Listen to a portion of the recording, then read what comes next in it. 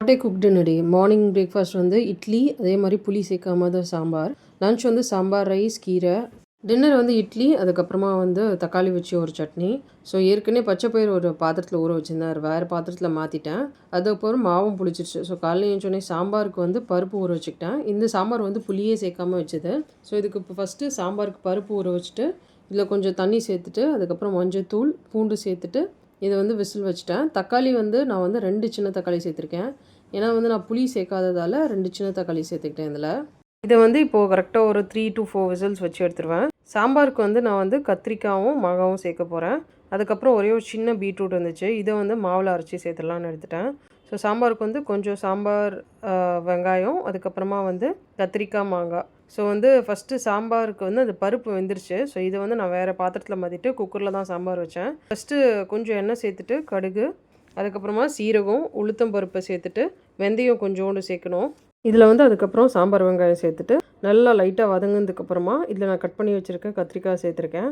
கத்திரிக்காய் சேர்த்துட்டு ரொம்ப வதக்க வேணாம். நான் வந்து இதை வந்து லைட்டாக ஒரு வாட்டி மிக்ஸ் பண்ணிவிட்டு இதில் மஞ்சத்தூள், 2 ஸ்பூன் குழம்புத்தூள் சேர்த்துருக்கேன்.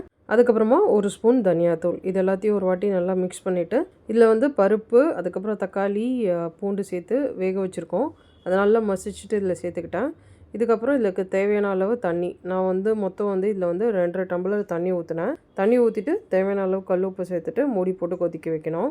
ஸோ நல்லா கொதிச்சோடனே ஒரு 5 மினிட்ஸ் நான் வந்து மாங்காய் சேர்த்துட்டேன். மாங்காய் சேர்த்ததுக்கப்புறமா இன்னும் ஒரு 3 மினிட்ஸ் கொதிக்கணும். ஸோ அப்போது வந்து நான் பீட்ரூட் அரைச்சிட்டு மாவில் சேர்த்துட்டேன். தண்ணி சேர்க்க வேண்டாம், ஏன்னா பீட்ரூட்லேயே தண்ணி இருக்கும், வேணும்னா நீங்கள் கொஞ்சோண்டு தண்ணி சேர்த்துக்கலாம்.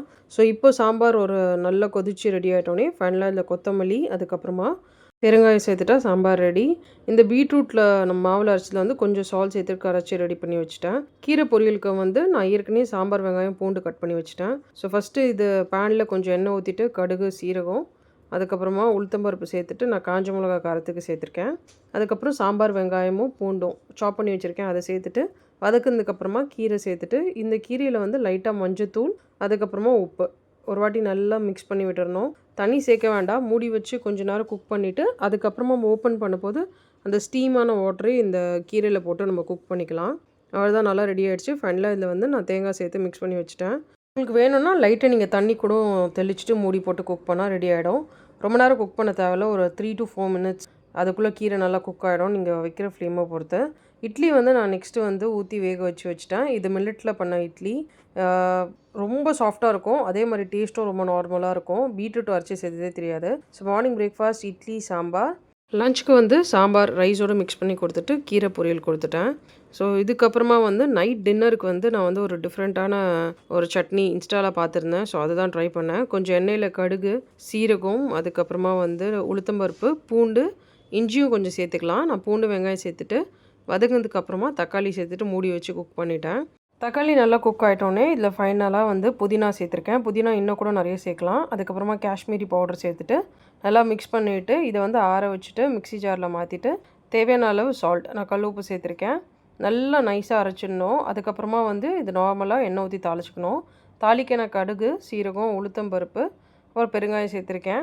அரைச்சி வச்சதை சேர்த்துட்டு நல்லா மிக்ஸ் பண்ணோன்னா திக்காகிடும். இந்த சட்னி வந்து ரொம்ப டிஃப்ரெண்ட்டாக இருக்கும். நார்மலாக நம்ம சாப்பிட்ற வெங்காய சட்னியோ தக்காளி சட்னி மாதிரி இருக்காது. இந்த புதினா அரைச்சி போட்டதால் ரொம்ப நல்லாயிருக்கும்.